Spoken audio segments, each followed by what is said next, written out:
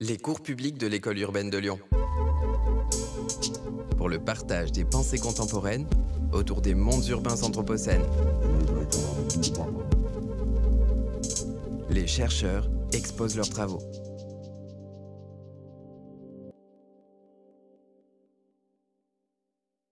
Bonsoir à tous.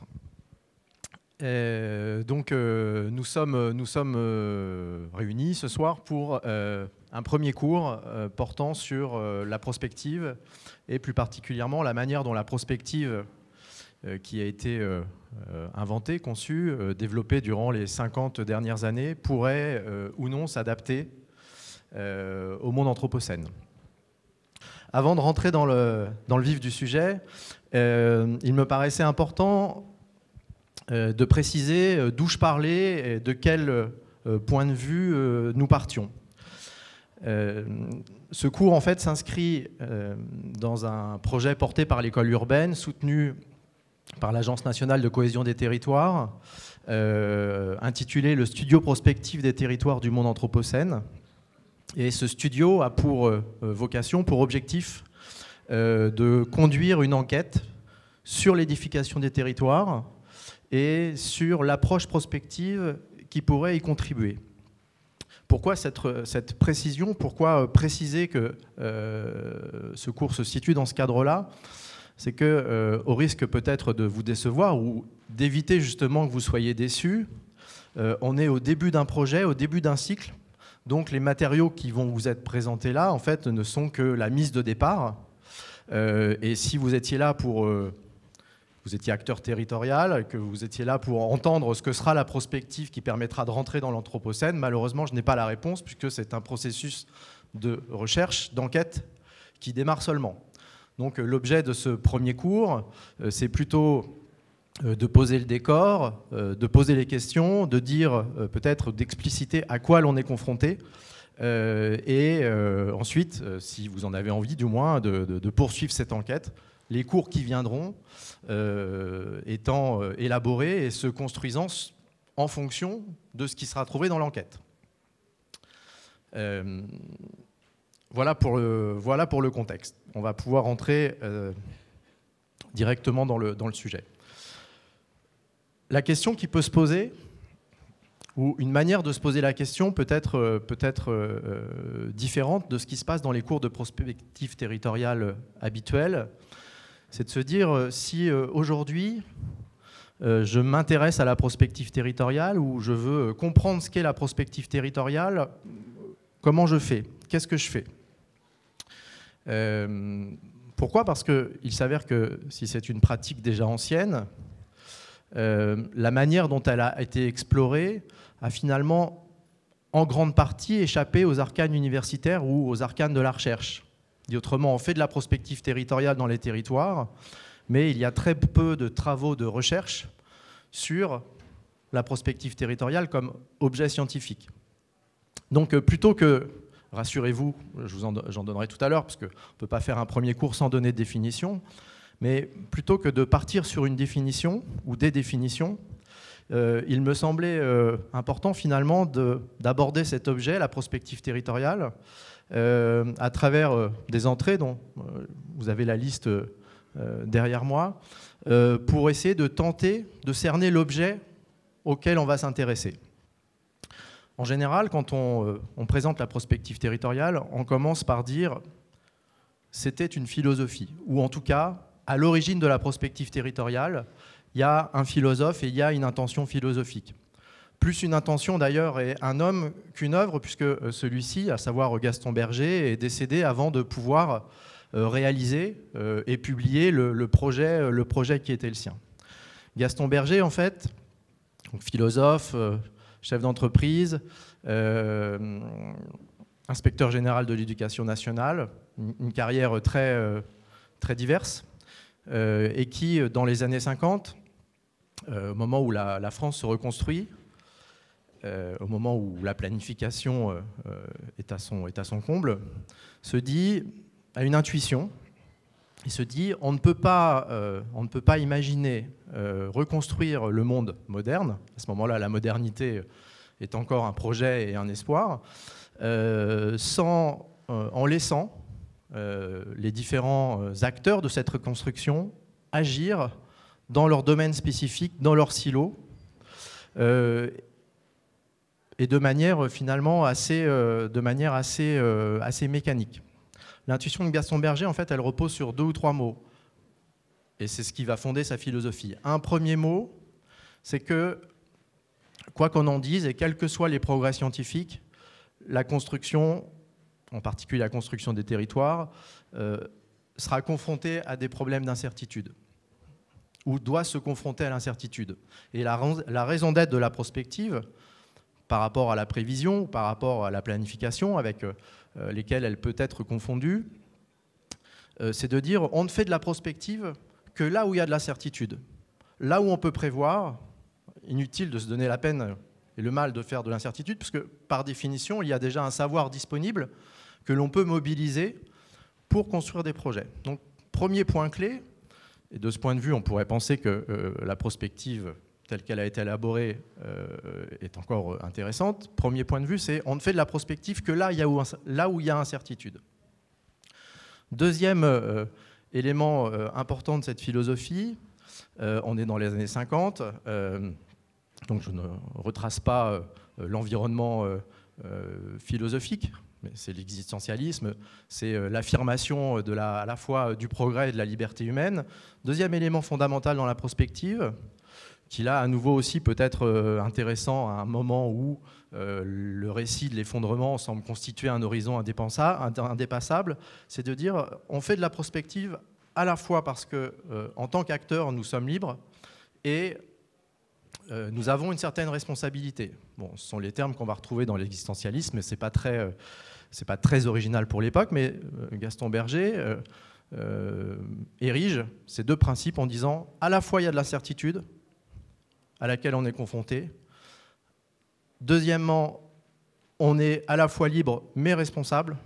Et puis, troisième élément, puisque c'est aussi constitutif de sa pensée, c'est que si on arrive à faire travailler ensemble l'ensemble des hommes qui décident et qui sont en situation d'expertise, on pourra répondre avec une bonne méthode, on pourra répondre de manière convenable à l'enjeu de l'incertitude et à cette liberté et à cette responsabilité. Donc Gaston Berger est encore persuadé que la mobilisation d'experts assemblés de manière pertinente permettra de relever cet enjeu de l'incertitude et cet enjeu de la responsabilité. Je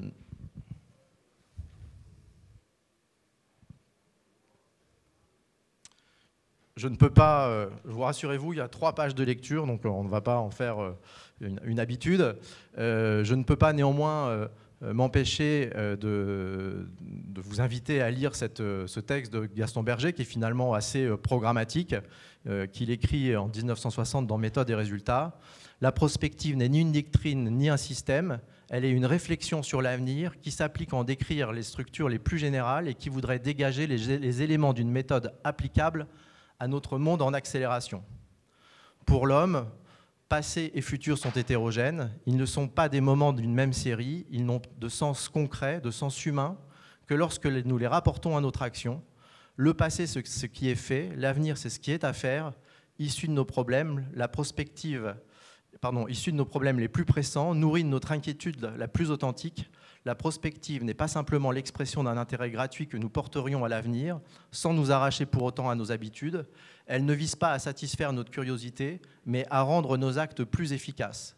Elle ne veut pas deviner mais construire. Ce qu'elle préconise, c'est une attitude pour l'action. Se tourner vers l'avenir, au lieu de regarder le passé, n'est donc pas simplement changer de spectacle, c'est passer du voir au faire. Je me suis permis dans ce texte de souligner quelques mots qui me paraissent intéressants dans le cadre de notre échange. Un, j'avais oublié de le dire, mais ça paraissait, je pense que si vous êtes là, c'est que vous savez quand même que la prospective traite de l'avenir. Un, c'est une réflexion qui porte sur l'avenir. Deux,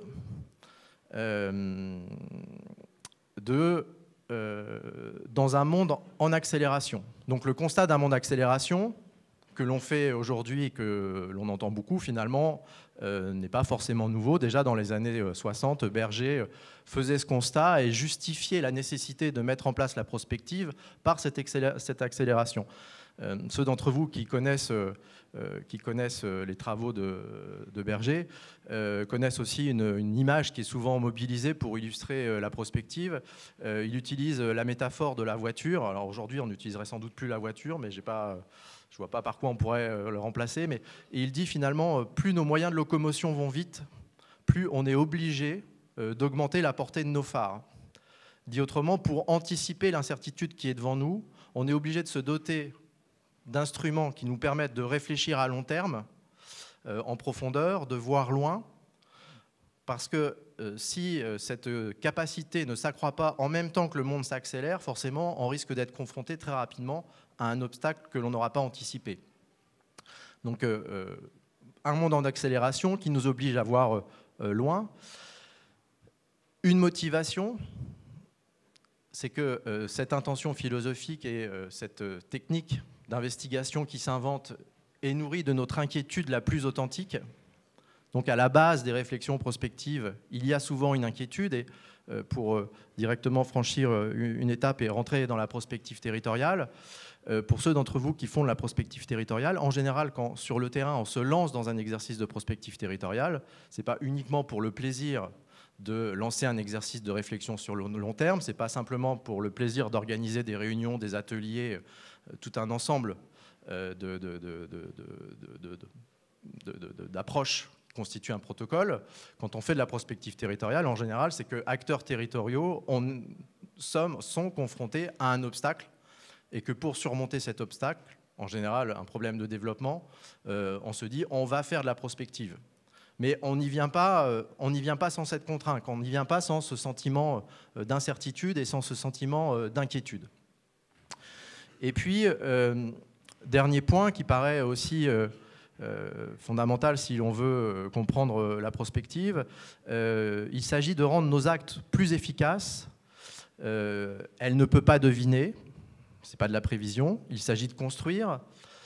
C'est une attitude pour l'action, il s'agit de passer du voir au faire.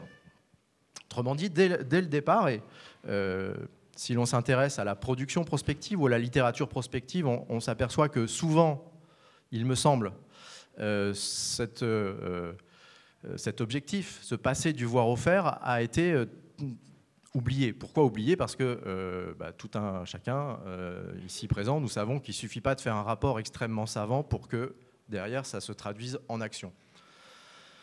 Et pourtant, donc, il y a beaucoup de travaux de prospective, beaucoup d'études de prospective qui se contentent d'être des rapports qui sont lus, et ce qui va un peu à l'encontre du principe originel de la prospective.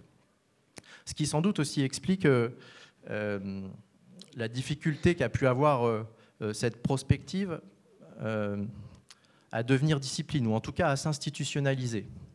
Parce que c'est certes un philosophe, mais c'est un philosophe qui nous parle de choses très concrètes, très pratiques. Et on n'est pas dans le registre du pur savoir, on est dans le registre, dans l'interface entre le savoir et l'action. Et là, manifestement, il semblerait, enfin en tout cas si l'on en juge encore aujourd'hui, si l'on considère la manière dont la prospective territoriale est enseignée ou est présente dans les laboratoires de recherche, que c'est une approche, une pratique qui a du mal à trouver sa place en tant que telle. C'est-à-dire qu'il y a une très grande disproportion entre le nombre d'expérimentations prospectives, d'expériences prospectives qui sont menées entre autres dans les territoires, et la manière dont cette approche est représentée à l'université. Ça, c'était uniquement pour se plonger dans le sujet et puis pour rappeler d'où venait la prospective. Une autre manière d'approcher la prospective, cet objet un peu particulier, c'est de s'intéresser à son histoire. Je l'ai fait démarrer avec Gaston Berger dans les années 50, même si le texte date des années 60, qu'on a lu ensemble. La prospective territoriale, à proprement dit, démarre un petit peu plus tard avec la création de la data en 63. Et de fait, c'est l'État qui, le premier, a la tentation d'utiliser cette approche qui est en train de se structurer avec des méthodes, avec des outils, et d'utiliser la prospective pour penser l'avenir ou les futurs possibles du territoire français. Alors cette histoire, elle est... J'aurais dû vous dire que les matériaux que j'utilise en fait sont plus des indices. On ne va pas rentrer dans les... Parce que si on rentre dans les matériaux, je ne vais pas après la première partie, donc j'aurai l'occasion d'y revenir sans doute dans les autres cours. Donc ce sont des indices de quoi? Ce sont des indices, en fait, sont des images qui sont des images emblématiques des exercices qui ont pu être, qui ont été menés par la DATAR, donc par l'État central, pour penser l'avenir du territoire français. Pour ceux qui sont familiarisés avec ces travaux, en haut à gauche, vous reconnaîtrez le scénario de l'inacceptable qui est sorti en 1973. Donc ça, c'est une image de la France telle qu'on ne voulait pas qu'elle se développe.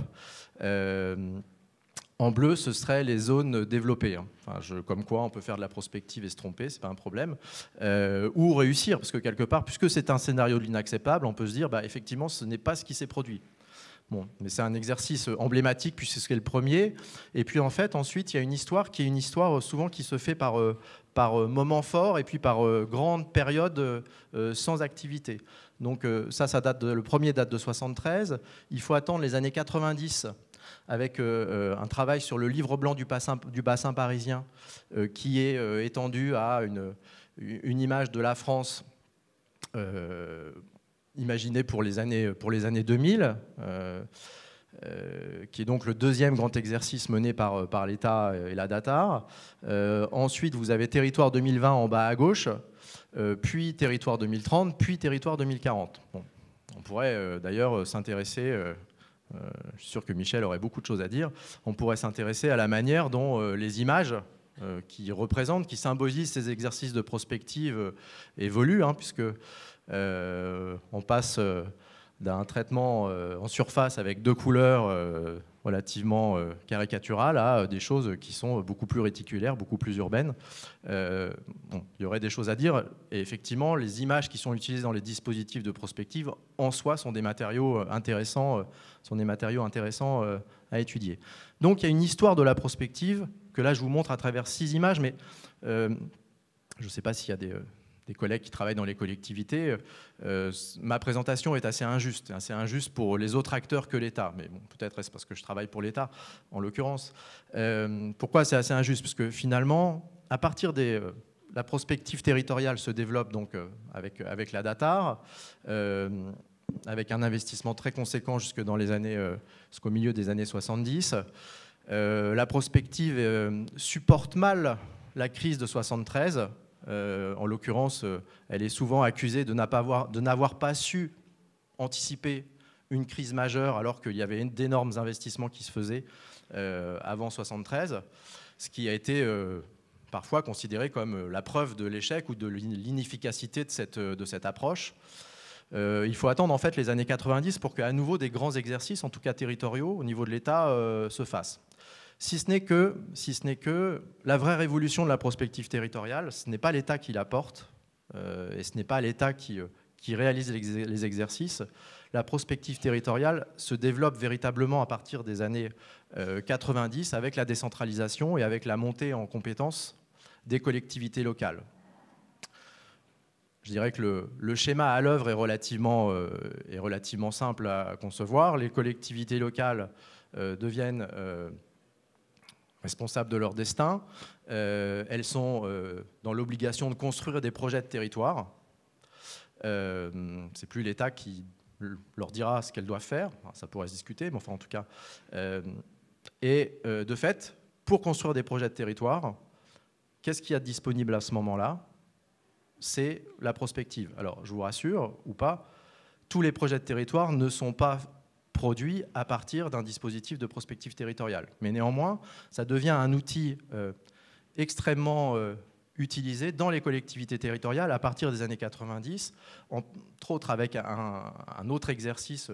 Je vous ai cité un exercice emblématique, qui est le scénario de l'inacceptable avec la France de l'an 2000. dans les territoires. Un des exercices qui est souvent mentionné parce qu'il est à la fois emblématique et puis parce que dès ce premier exercice, énormément de choses ont été expérimentées. C'est l'exercice qui a été mené dans le Pays Basque et qui a été publié dans les années 92-93. Donc premier territoire à se lancer, c'est pas anecdotique, hein, le Pays Basque a à la fois un statut particulier, une culture, etc. Et c'est eux qui s'approprient les méthodes, les outils, parmi les collectivités, les premières, sachant pour néanmoins information, parce que c'est compliqué de faire l'histoire de la prospective territoriale sans regarder ce qui se passe à côté, le Pays Basque utilise des méthodologies qui ont en fait été développées dans les grandes entreprises qui elles-mêmes utilisent la prospective pour élaborer leur stratégie, et en particulier les grandes entreprises d'État, EDF, les grands groupes pétroliers, Total, Elf, etc., qui sont très friands de cette approche. Donc, au départ, la prospective revient au territoire en s'inspirant de méthodes et d'outils développés d'abord dans l'entreprise privée. C'est d'ailleurs sans doute pas pour rien que la prospective, y compris la prospective territoriale, est d'abord enseignée dans les universités en sciences de gestion plutôt que d'être enseignée en géographie, parce que c'est beaucoup plus proche, ou en tout cas en termes de connivence, de tout ce qui relève des sciences de gestion plutôt que des sciences géographiques. C'est une histoire, et puis ça peut être aussi une géographie. Vous avez là une carte et un schéma qui liste et qui représente les exercices de prospective qui ont été menés à différentes échelles territoriales dans les collectivités. En toute honnêteté, la carte est fausse et le schéma est faux. Mais enfin, quelque part, une carte est toujours fausse. Donc, pourquoi la carte est fausse et pourquoi le schéma est faux? Parce que c'est un exercice de recensement que j'avais fait faire il y a quelques années par des stagiaires. Donc ils l'ont fait comme on fait un exercice de recensement. On est au niveau de l'État, on demande aux services déconcentrés de travailler, de faire un peu de recherche, on se sert d'Internet, etc. Bon. C'est très empirique, c'est pas très sérieux ou robuste, parce qu'aujourd'hui, vouloir faire des travaux de recherche sur la prospective territoriale, c'est aussi se confronter à un manque réel. Et ce manque réel, c'est un lieu qui aurait recensé, qui aurait répertorié, qui aurait accumulé de la connaissance, des matériaux, des documents sur les exercices de prospective qui sont menés dans les territoires par les collectivités locales. Aujourd'hui, ce lieu n'existe pas. La prospective territoriale serait une discipline, elle aurait un laboratoire de recherche dédié, peut-être que ce travail aurait été fait. Aujourd'hui, cela n'existe pas. Dit autrement, moi, comme les autres intervenants qui parlent de prospective territoriale, en parlent toujours avec une vue extrêmement parcellaire. Comme en général, ceux qui en parlent sont aussi consultants, ils se servent souvent des matériaux des missions qu'ils ont eux-mêmes réalisées, mais il n'y a absolument pas de chercheurs qui sont capables de dire « moi, je sais ce que c'est que la prospective territoriale parce que j'ai une vue panoptique de tout ce qui s'est fait dans les territoires ». Donc aujourd'hui, ces matériaux-là, pour la plupart d'entre eux, sont dans les collectivités, assez peu partagés, ne font pas l'objet de capitalisation et donc de travaux de recherche. Donc la carte, en fait, ne représente que, finalement, certes, des pratiques de prospective, mais elle représente aussi et surtout notre incapacité à adresser ce panorama complet de ce qui est fait en termes de prospective dans les territoires.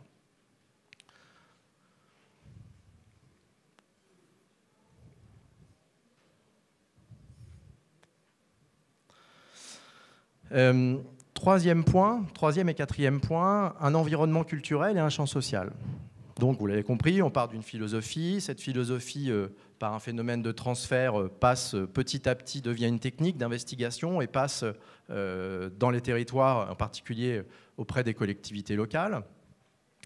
Il semble nécessaire à ce moment-là de dire aussi que la prospective est consubstantiellement liée à l'aménagement du territoire, sans doute plus qu'à l'urbanisme, mais enfin en tout cas à l'aménagement du territoire. Quand l'État fait de la prospective, enfin quand l'État central, la DATAR fait de la prospective, c'est bien pour penser et concevoir les futures politiques d'aménagement du territoire. Et quand les collectivités font de la prospective, c'est souvent de manière plus ou moins directe, mais c'est souvent lié à l'élaboration de projets de territoire ou à l'élaboration de stratégies ou de politiques qui seraient mis en œuvre par les collectivités. Je souligne ce point parce que dans le basculement dans l'Anthropocène, ça me paraît important de bien chaîner, de bien montrer le lien qui existe consubstantiellement entre la prospective territoriale et entre l'aménagement des territoires. C'est son environnement culturel. Le paradoxe, c'est que, et j'en parle d'expérience, il est assez rare finalement qu'un exercice de prospective débouche directement sur une politique d'aménagement. C'est-à-dire que, dit autrement, entre l'intention, vous allez faire de la prospective territoriale pour penser les politiques qui vont demain permettre d'édifier nos territoires, ça se fait très rarement de manière aussi directe. Et une des grandes critiques qui est adressée à la prospective dans les collectivités, par les acteurs, c'est de dire non mais finalement on s'est donné beaucoup de mal, on a travaillé pendant 6 mois, 1 an et demi, 2 ans. La tendance est plutôt au raccourcissement des exercices, mais certaines régions faisaient des exercices de prospective qui duraient 3 ans, en mobilisant énormément de ressources.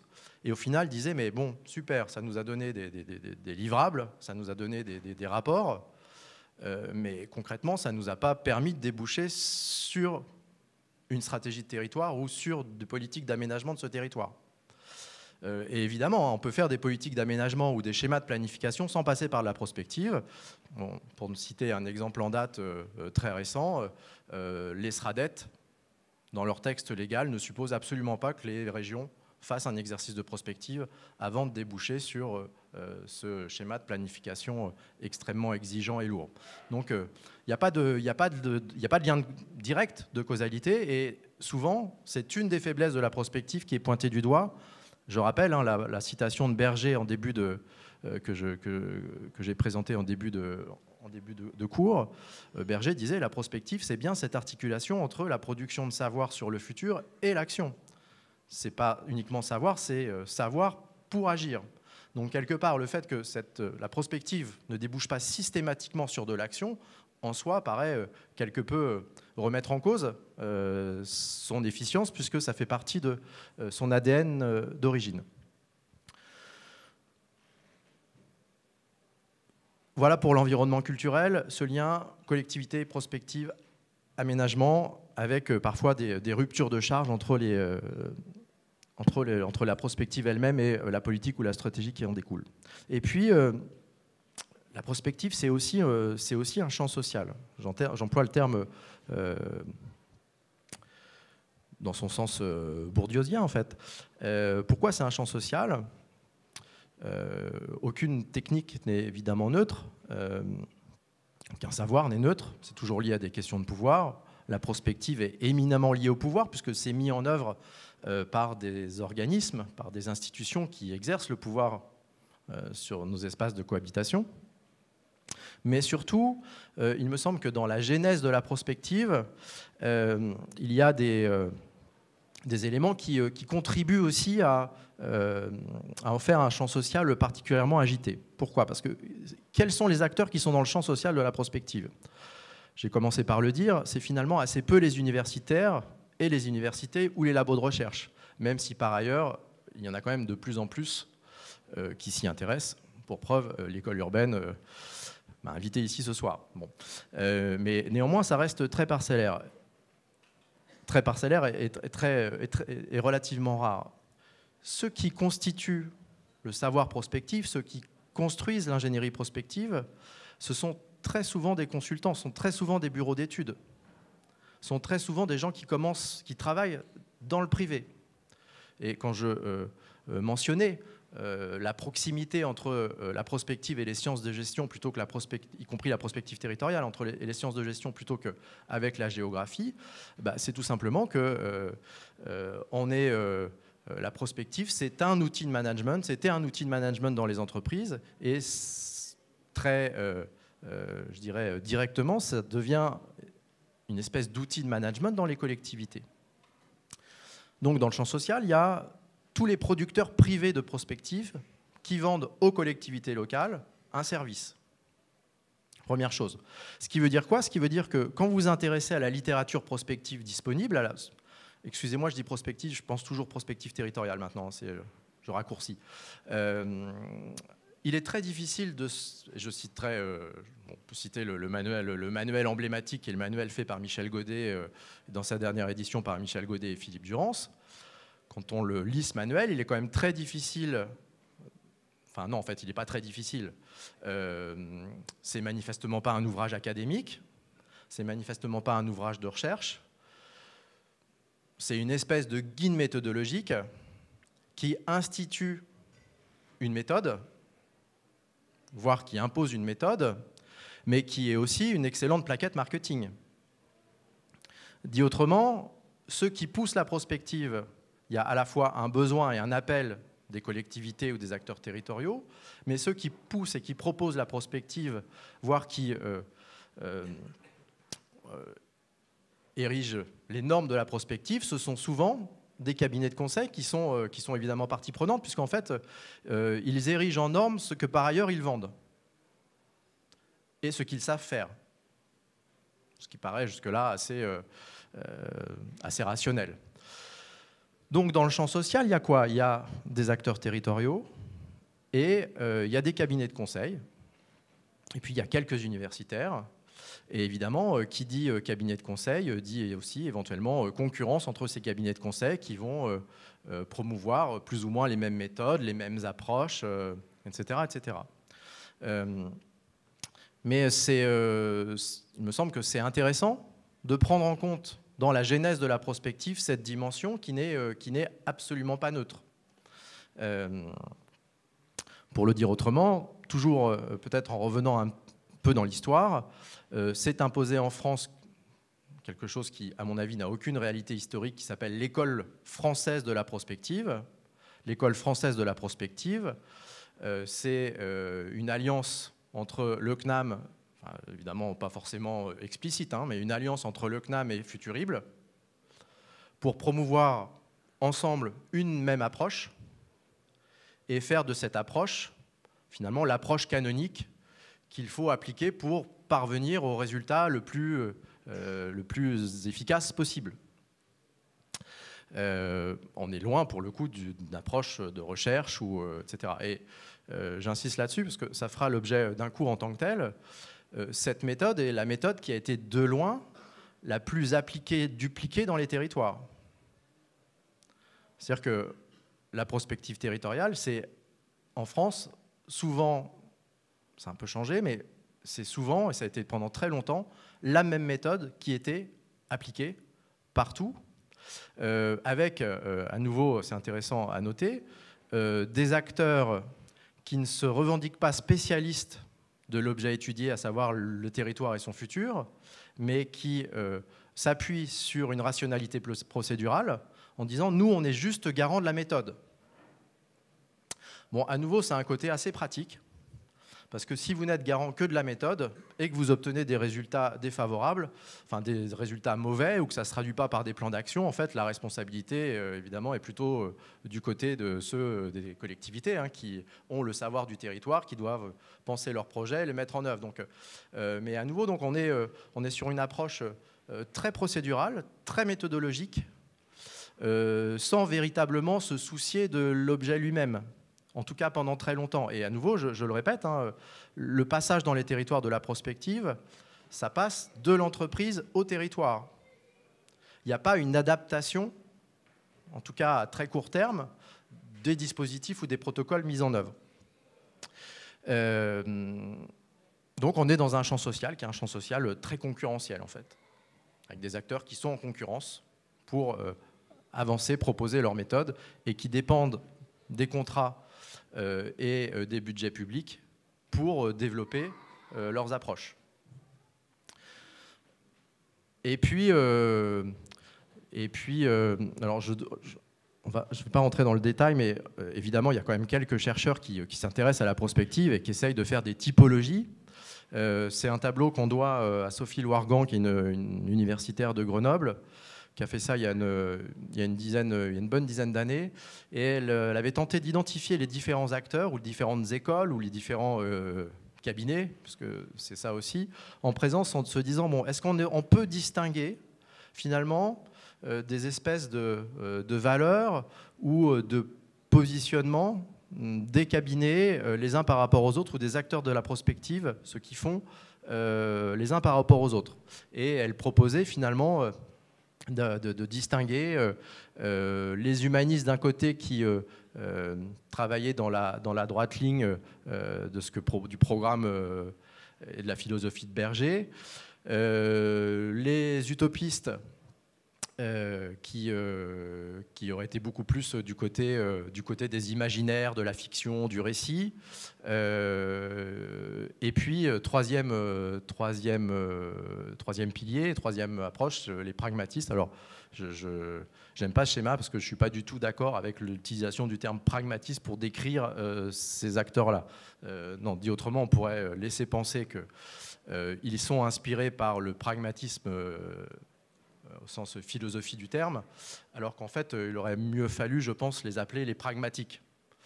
Parce que c'est très clairement cette ligne-là qui est la ligne de la prospective business et qui a connu, qui très clairement aussi a porté en grande partie le marché de la prospective territoriale en France. Bon.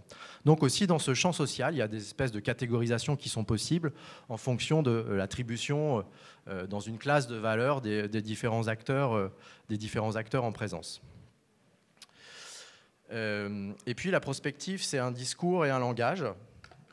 D'accord, je regardais l'heure. C'est un discours et un langage. Alors à nouveau, le discours,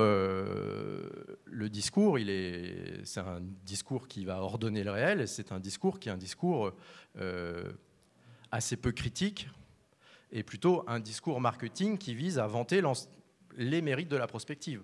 Quand vous prenez, si à nouveau vous avez la curiosité d'aller voir les ouvrages qui traitent de prospective, les ouvrages qui traitent de prospective, ce sont beaucoup plus et quasiment exclusivement des guides méthodologiques, des guides pratiques sur comment mettre en œuvre sa démarche, quel outil utiliser, plutôt que des essais critiques sur les pratiques de prospective dans les territoires. On est bien sur un discours extrêmement normatif, aussi qui permet de légitimer une pratique et de légitimer le fait que cette pratique constitue un marché. Et puis, néanmoins, pour ne pas être trop dur, bon, pour quelqu'un qui vit de la prospective depuis un certain nombre d'années, quand même, c'est pas très correct. Hein, mais, et puis, c'est aussi un langage. C'est aussi un langage, parce que peut-être que c'était assez présent dans la définition de Gaston Berger que j'ai lu tout à l'heure, mais il est très compliqué de ne pas associer la prospective avec l'expertise. D'abord l'expertise publique d'État, puis l'expertise privée qui vient au secours des collectivités locales. Et puis, bon, si on continue l'histoire, en fait, j'ai mis l'accent beaucoup sur l'offre privée depuis, on va dire depuis 2000, donc depuis une grosse quinzaine d'années. Il y a énormément de collectivités locales qui sont dotées de leurs services de prospective. Dit autrement, ça a longtemps été porté et réalisé par les cabinets privés. C'est une compétence qui est de plus en plus internalisée par les collectivités locales. Et aujourd'hui, alors il y a sans doute des exceptions, mais si vous prenez les grandes collectivités locales, que ce soit les régions, que ce soit les métropoles ou les grandes agglomérations urbaines,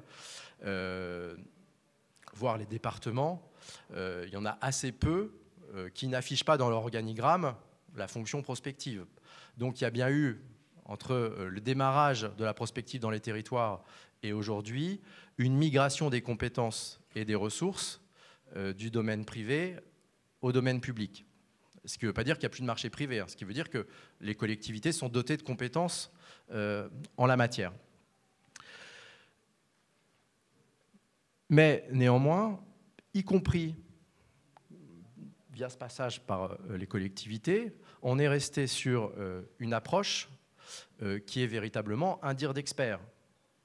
Dire d'expert sur la méthodologie, dire d'experts sur les productions qui sont réalisées. Si certains d'entre vous ont la curiosité de lire des travaux de prospective, ça s'apparente quand même rarement à de la grande littérature ou à la dimension littéraire ou artistique des productions n'est pas flagrante. On est bien sur du document technique, souvent aride, même s'il y a des efforts qui sont faits en termes de représentation, etc., depuis un certain temps. Mais néanmoins, cette dimension expertise est très importante parce qu'elle paraît, si on veut s'interroger pour le passage dans l'Anthropocène, il y a bien des experts méthodologiques, il y a bien des décideurs territoriaux, et les exercices de prospective sont destinés à ces décideurs territoriaux. Il y a bien une scène où on est entre experts et décideurs. Et finalement, même si depuis une vingtaine d'années, la prospective se dit beaucoup plus participative, et effectivement, il y a des exercices qui sont très participatifs, c'est souvent quand même une part marginale de l'activité. On reste finalement assez proche de ce que Gaston Berger proposait dans son programme. On est bien sur une discipline qui produit du savoir entre experts et décideurs pour favoriser la prise de décision et la mise en place de stratégies. Il me semble que c'est un point qui donc dit expertise, dit aussi un langage qu'il faut s'approprier ou pas, mais en tout cas un langage spécifique qui permet de se distinguer de ceux qui ne sont pas les experts ou les professionnels de la prospective. Alors, c'est passé petit à petit, à nouveau, prenez-le plutôt comme un indice que comme un document à lire, mais quand on parle de la prospective, évidemment, on parle des enjeux, on parle des défis, on parle des tendances lourdes, on parle des germes de changement, on parle des ruptures et des inflexions possibles, on parle des incertitudes, on parle des variables. On pourra en ajouter d'autres comme ça, on parle des scénarios, on parle des plans stratégiques, etc., etc. Dit autrement, il y a une langue, pour être plus exact, il y a un lexique de la prospective qui en soi sont constitutifs de l'approche, et un lexique qui est souvent maîtrisé que par ces experts qui font de la prospective ou ces usagers de la prospective qui sont par ailleurs décideurs, ou techniciens dans les collectivités locales.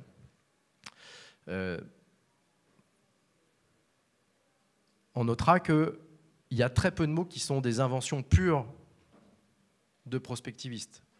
La prospective, c'est aussi une collection, un bricolage, l'association d'outils et de mots qui viennent d'autres champs, en particulier le champ de la stratégie, et grosso modo, même ce qui est présenté comme une méthode intégrée, à savoir la méthode des scénarios, n'est que la concaténation et l'assemblage de méthodes, de manières de penser ou de réfléchir qui sont empruntées aux sciences de gestion. Donc la prospective, c'est aussi un récit.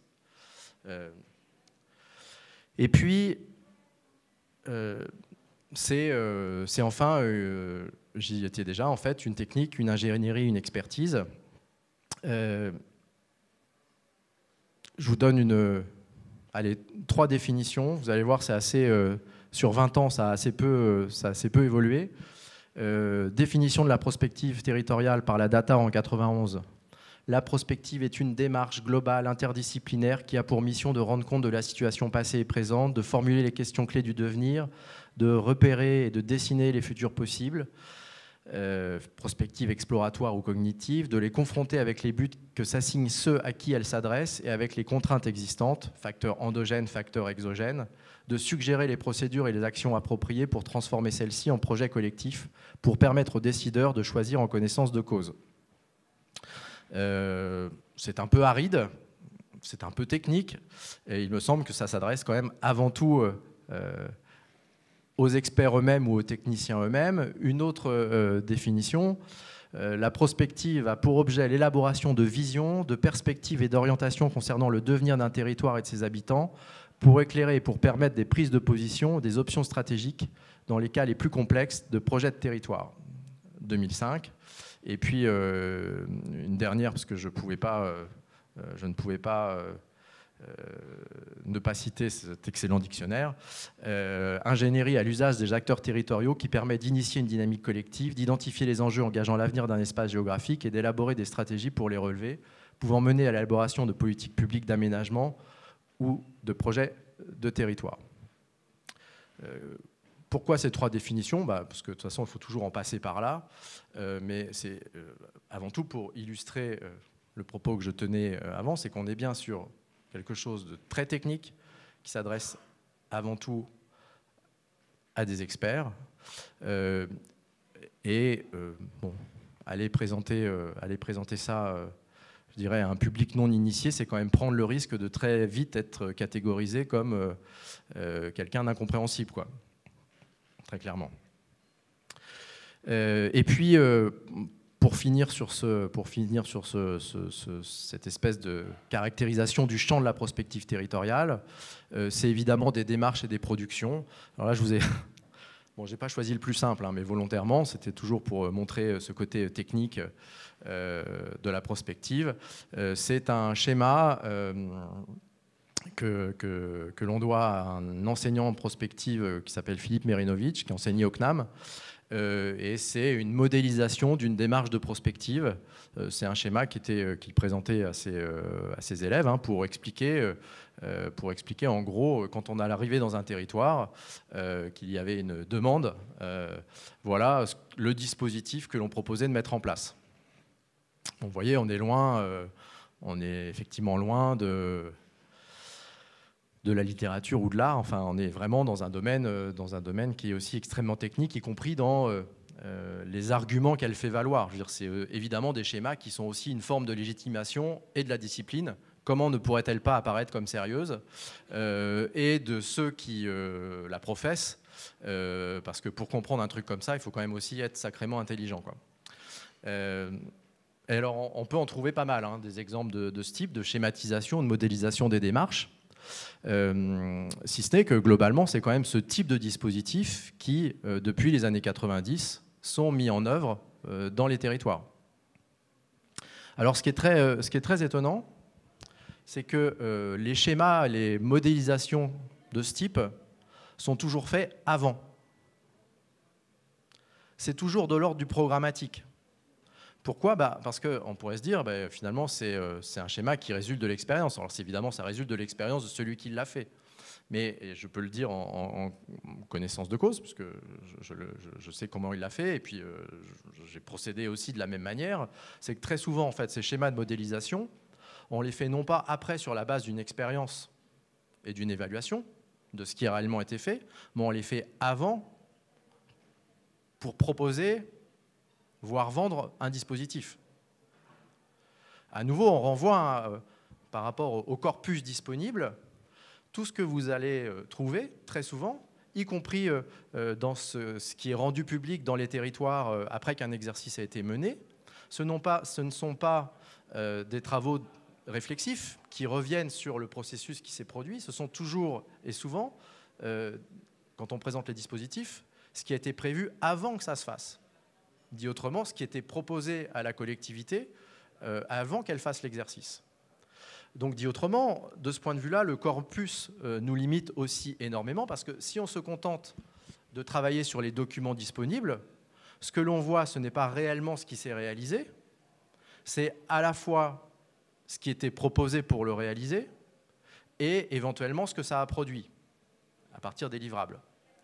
Par contre, des matériaux qui rentreraient en profondeur et qui évalueraient la transformation réelle occasionnée dans un territoire par un exercice de prospective, ce que c'est l'invitation pour les prochains cours, ce qu'on pourrait appeler l'expérience prospective. Aujourd'hui, il n'y a quasiment rien, hormis quelques travaux de jeunes chercheurs qui ont commencé à investiguer ce sujet, mais il y a quasiment rien. La plupart des travaux de prospective constituant en plus une littérature grise, donc non accessible publiquement, on voit effectivement quelles difficultés, si on veut aborder la prospective territoriale du point de vue d'un chercheur, quelles difficultés cela peut poser. Et puis, il y a dans la prospective, en général, ce que l'on met en avant, ça on le voit, c'est à minima ce que l'on voit, c'est les productions. Alors, à nouveau, prenez-le comme comme un indice ou un clin d'œil, je ne sais pas s'ils sont dans la... Je me suis permis d'emprunter la production faite par l'agence d'urbanisme de Lyon qui s'appelle Prospective Territoire 2040, et c'est la planche qui synthétise, enfin qui représente de manière synthétique les scénarios qu'ils ont imaginés pour le Grand Lyon à 2040. Donc là, on est sur de l'image, hein. Il y a évidemment le texte, et il y a tout un tas de choses très intelligentes qui vont avec. Alors en général, quand vous allez voir ce qui s'est passé en matière de prospective dans les territoires, ce que vous trouvez, alors c'est rare, c'est pas toujours aussi joli que ça, hein, mais ce que vous trouvez, ce sont ces matériaux-là. Dit autrement, ce qui a été produit et qui constitue le livrable. Le livrable, d'ailleurs, c'est un terme judicieusement choisi parce que ça correspond aussi au terme comptable. C'est ce qui en est rendu pour ce qu'on le rend quand on est consultant pour pouvoir être payé. Donc en général, les matériaux dont vous disposez, c'est ça. Et à nouveau, alors il peut y avoir, comme ici, des scénarios, il peut y avoir des plans d'action, mais à nouveau, ce qui viendrait après, à savoir l'évaluation de ce qui est réalisé, l'évaluation du passage à l'action, l'évaluation du déploiement de l'action, est beaucoup plus difficile et beaucoup plus rare, ce qui rend difficile l'énoncé d'un avis sur cette approche. Et puis, parce qu'on n'est pas en manque de classification, si on s'intéresse à nouveau un tableau de consultants, si on s'intéresse un peu, enfin pas seulement, mais bon, en gros, différents types d'exercices de prospective qui sont mis en œuvre dans les territoires. Classiquement, je dirais, on va distinguer la prospective décisionnelle, qui est vraiment un exercice de prospective entre experts et décideurs pour favoriser la prise de décision stratégique. À droite, la prospective stratégique participative, qui est le nec plus ultra de la prospective territoriale, parce que c'est à la fois le stratégique, le passage à l'action et la participation. En bas à droite, la prospective participative qui ne vise pas à produire directement de l'action, mais qui vise plutôt à sensibiliser sur les composants ou les possibles futurs. Typiquement, Millénaire 3 est un exercice de ce type qui fait beaucoup de production de connaissances, communique, échange, etc. Sur le futur, mais n'a pas de dimension stratégique affirmée. Et puis la prospective cognitive, où là on est plutôt sur... D'ailleurs, il y en a assez peu sur la prospective territoriale, on trouve plutôt ça en futurologie.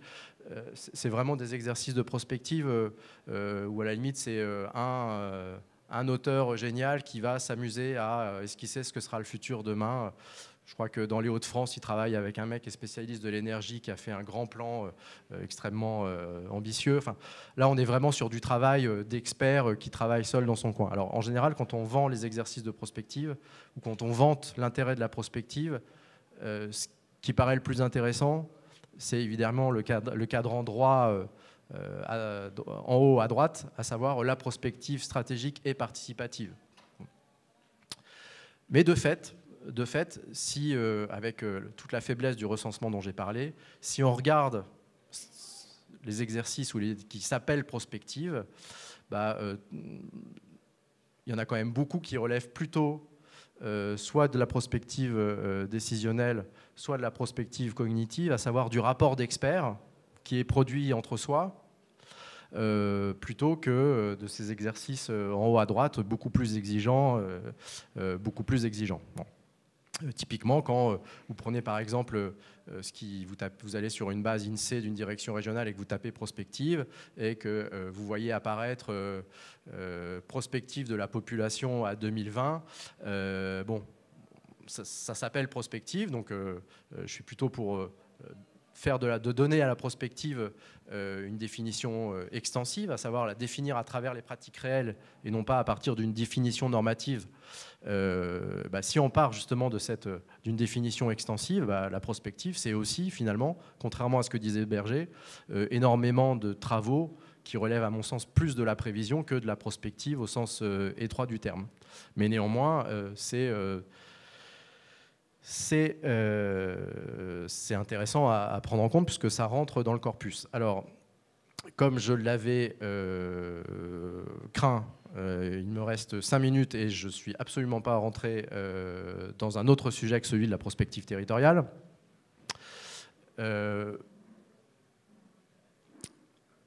En 5 minutes, je vais essayer d'expliquer pourquoi mon problème est un problème intéressant à se poser.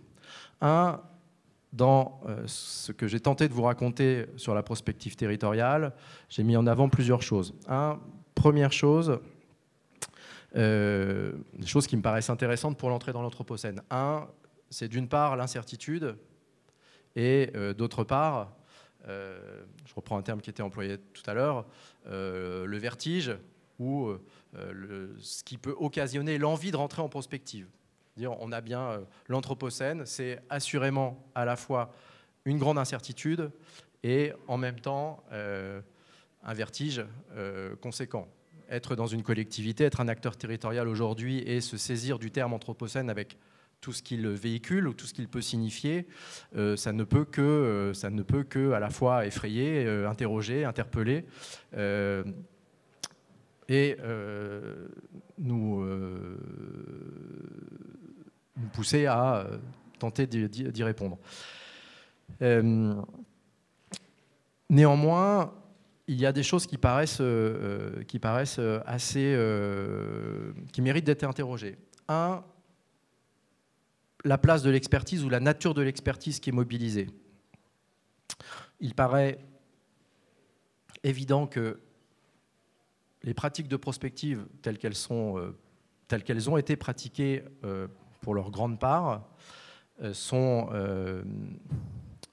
et qui restent cantonnées aux techniciens, aux experts, à quelques universitaires, à quelques décideurs ou élus, semblent assez mal armés pour faire face aux défis de l'entrée dans l'Anthropocène, qui évidemment ont un impact tellement conséquent qu'on ne peut pas se contenter de rapports et de réunions d'experts pour tenter d'y faire face. Dit autrement, on ne peut pas changer globalement la manière dont on habite un territoire en se contentant de rapports d'experts. On voit bien que la transformation à apporter pour répondre à cet enjeu dépasse très largement cette approche assez...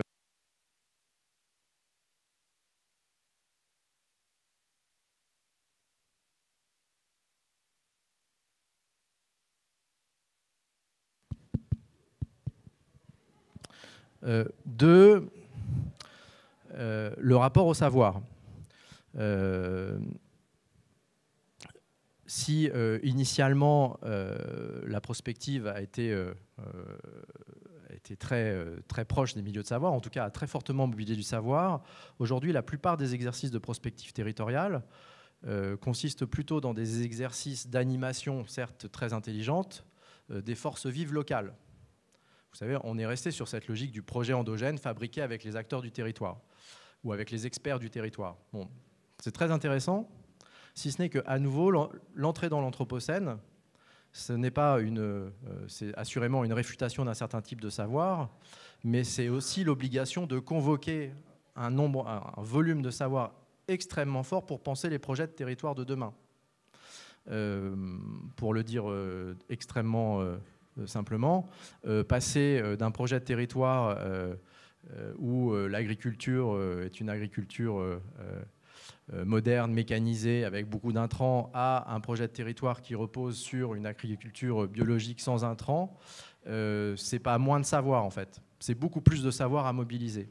Et c'est à peu près vrai sur l'ensemble des champs. Deuxième difficulté par rapport aux pratiques de prospective actuelles, ces savoirs en fait nécessitent non seulement d'être pris en compte par ceux qui font la prospective, par ceux qui vont porter les politiques, mais nécessitent d'être appropriés par une part beaucoup plus importante d'acteurs. Ça ne sert à rien de mettre en place, je file la métaphore, ça ne sert à rien de mettre en place un plan alimentaire avec de l'agriculture biologique si par ailleurs on n'est pas vigilant à la manière dont les jardiniers du dimanche utilisent les intrants. Enfin, ce qui veut dire que cette question de l'accès au savoir, par l'entrée dans l'Anthropocène, va devenir déterminant. Et puis, peut-être, j'arrêterai là, parce que sinon je vais me faire disputer, la prospective, en fait, malgré son discours, n'est jamais sortie de l'idée que c'était un outil pour assurer la maîtrise de la manière dont on déploie des politiques, de la manière dont on vit dans un territoire. la prospective n'est jamais sortie de l'idée qu'un projet de prospective territoriale doit forcément déboucher sur un projet qui va permettre de faire du développement démographique et économique. Or, et c'est là une vraie difficulté, je dis là, c'est vraiment, de ce point de vue-là, la prospective territoriale s'inscrit complètement dans la modernité et dans le projet moderne.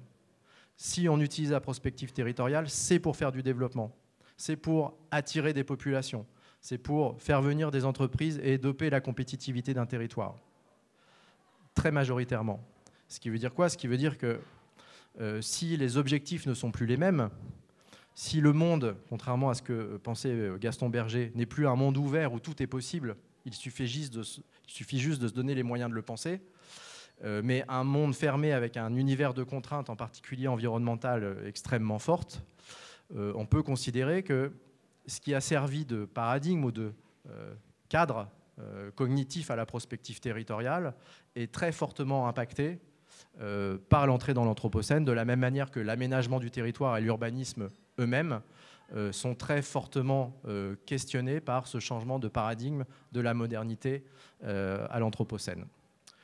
Sur ce constat, je vous remercie d'avoir été extrêmement sérieux et j'espère vous avoir donné envie finalement de véritablement rentrer dans le sujet, parce que là c'était vraiment que la mise du couvert et ben, on ira un peu plus, on approfondira ces différents sujets à partir du prochain cours. Merci. Juste une information, l'enquête elle commence ce soir avec le cours, mais elle se poursuit demain avec un atelier, ici même de 10h à 16h30, où on rentrera un peu plus dans le vif du sujet avec des acteurs territoriaux, avec des professionnels de la prospective, qui viendront nous dire comment ils font de la prospective et qui, l'après-midi, seront prêts à jouer le jeu de l'interpellation. Et on pourra leur demander, mais vous, demain, dans l'Anthropocène, comment vous allez faire? Comment vous vous préparez à changer vos pratiques de prospective? Donc, si vous êtes disponible et toujours intéressé par la prospective territoriale, eh ben, vous serez les bienvenus demain toute la journée pour réfléchir avec nous. Merci.